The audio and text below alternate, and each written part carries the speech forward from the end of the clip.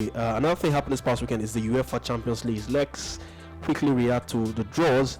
The draws was made for the round of 16, not just the Champions League, the Europa League, and as well the Europa Conference League. But let's stick with the Champions League for now. I mean, big fixtures. Benedict, let me start with you. Big fixtures we're looking forward to in February, March of next year. How would you sum up the draws that was held in Lyon this past weekend? I always felt big teams get to play against smaller teams and then they zoom all the way. But it just, if I may use the word, like first world clubs, like that kind of thing. Because the Inter Porto looks like Inter a big team in Italy, no disrespect, but more in relation to the other fixtures, it looks like a second world. Brugge against you can imagine that looks like one. Then they put PSG Bayern Munich. Obviously, it looks like it's going to be a lot of fun, but in the long run, we're going to have a lot of second, I try to put it, teams going in a way like Napoli, all sort of things like that. But the draws I'm happy they've come through. The Europa League going was pretty nasty, so was this one a bit, but it's good it came through. So what's your pick of the bunch? What's your favorite fixture you're looking forward to? I'm looking forward to PSG Bayern Munich because that game holds a lot. First of all, it's been a final once. Then the following season when Bayern won the Champions League, PSG made Bayern Munich, and first game 1-0 PSG win, second game 3-2.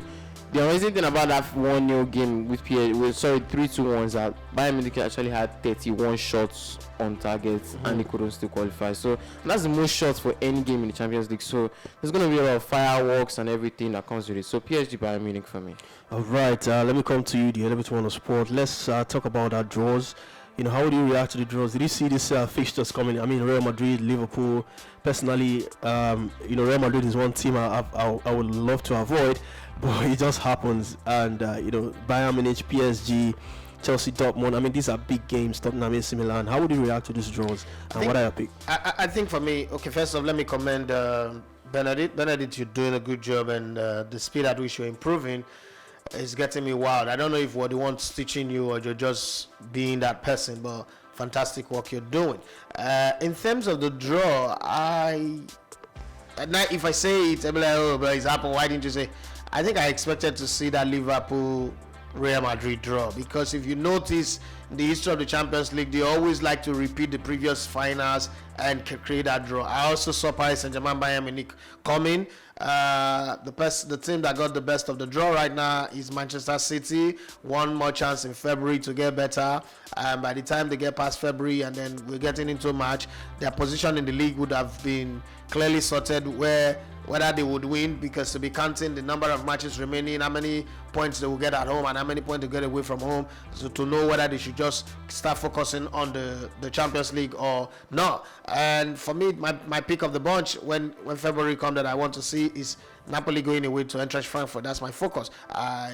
Every other game can pan out the way it wants to pan out. I really don't give a rat ass about it, but Liverpool, Real Madrid. Liverpool's not beaten Real Madrid in 14 years. But you see this type of thing that keep happening is how Liverpool will just go there and beat Real Madrid. FSG have shown that probably the reason why the investing in Liverpool was probably to do the Super League. Super League didn't come, the money that we're expecting didn't come, so they put up Liverpool for sale. We don't know what's going to happen between now and that time. If a new owner comes in, we pray it's not like a Todd Boehly who goes and bring in a Clay Potter to come and set the team right. But if you get some good transfer in January, I'll be putting my smart money on Liverpool to defeat Real Madrid. But then looking at Real Madrid in the Champions League, like I've always said, you can't bet against Real Madrid in Champions League. That's just the thing. Paris Saint-Germain, Bayern Munich. Bayern Munich have shown that they are the team of the group stage. 18 out of 18. I think they won all their games. Yeah, they didn't drop any single point. They were super. But then, just when you think that you're super, that's when this team will come. And I'm not going to even bring the Messi factor, because Messi was there when they beat them 8-2. Messi has been there when they are always getting beaten. So I'm not going to sit here and tell you because Messi is in Paris Saint-Germain. But what happened when they come back from the World Cup? Let's say hypothetically Brazil and Argentina plays in the finals of the World Cup. They're going to come back highly buoyed, and whatever the French team, I'm hoping will get knocked out from the group stage. Mbappe would also want to come and prove a point. All of those things would count in February and just change the tide of where he goes. Paris Saint-Germain might knock Bayern Munich out, and I know that I mean, as a company, we have a contract with Bayern Munich. I shouldn't be saying this, and they'll be saying, "Look at these idiots that were working so hard to get Sadio Mane to have an interview with, and he's yet saying that they will knock us out in the Champions League." But hey, I've got to do my job. I've got a job to do. I need to do it. I think that's it. But my pick of the bunch: Napoli going away to Eintracht Frankfurt. All right, still with the Champions League, of course. Nigerian footballers are pretty much involved in the draws. Let's quickly touch on those groups. Benfica up against Club Brugge. I mean, do you want to say Battle of Nigerians? Not even that. I want to say evenly matched team. Even though Benfica impressed they topped the group with PSG. Due to their superior head-to-head record. They scored a lot of goals as well.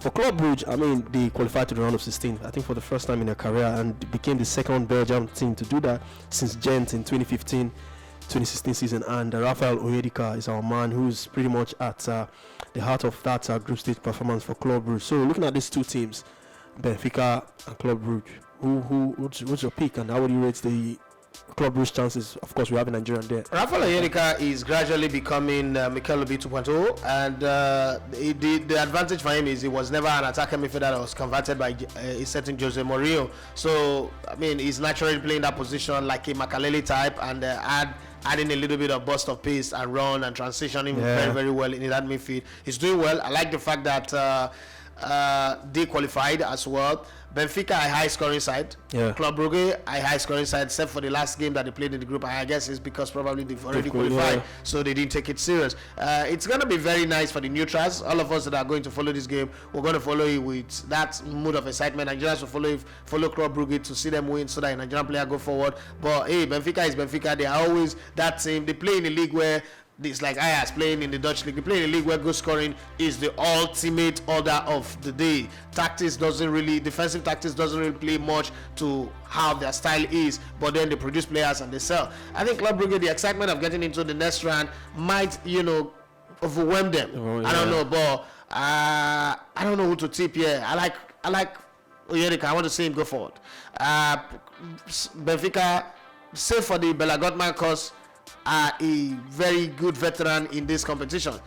2 times winner, if I'm not mistaken, and they played in about 7 or 9 finals that they've lost in different European competitions since the Bella Gottman course. I'm just looking at this and say Benfica will use their experience to overpower them, especially knowing that they're playing the return leg at home. All right, Benedict, Porto, Inter, we have Zaidu Sanusi as well in that group. Porto coming from group with Atletico Madrid. another tough group. Atletico Madrid, failed to make it out of that group with Leverkusen, of course, same Club Brugge. Porto, Inter, what are the chances for FC Porto making it past Inter Milan? Well, like you started with Rafael Onyedika, I have to start with Zaidu Sanusi a bit. But I always felt, you saw the game between Nigeria and Algeria. Sanusi wasn't playing that game. I was surprised he had to use another left back. But totally, Zaidu Sanusi is a very, very, very, very good left back. Inter Milan taking on Porto. First leg, Porto get to play in Portugal. I feel Inter Milan they're gonna go all out. I believe they're gonna play. I saw the 2 legs against Barcelona.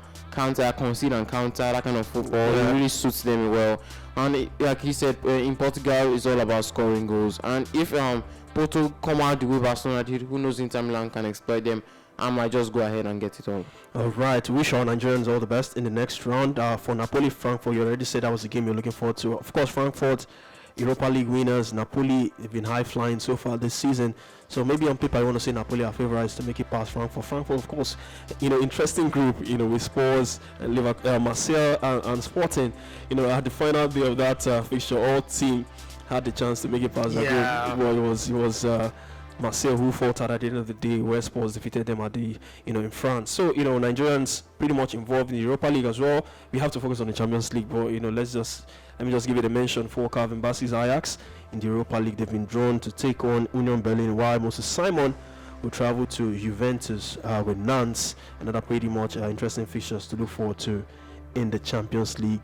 And in the Europa League, those games will be played in February, March next year, so it'll still quite a long time. So we have the World Cup in front of us to look forward to.